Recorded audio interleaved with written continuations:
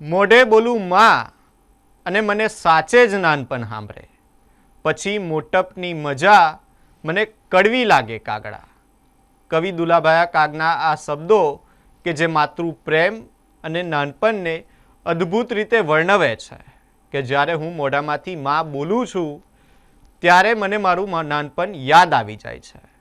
પછી ગમે તેટલી ઉંમર થઈ ગઈ હોય કે ગમે તેવી અદ્ભુત સુખ સુવિધાઓ પ્રાપ્ત કરી લીધી હોય, પરંતુ જે માના ખોળામાં જે ટાઢક હોય છે, માની છાયામાં જે ટાઢક હોય છે, તે દુનિયામાં ગમે ત્યાં જાઓ પરંતુ તે મળતી નથી.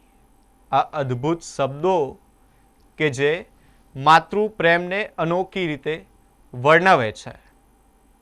મધર્સ ડે નિમિત્તે સ્પાર્ક ટુડે ન્યૂઝ તરફથી તમામ દર્શકોને માતૃ દિવસની એટલે કે મધર્સ ડેની હાર્દિક શુભકામનાઓ.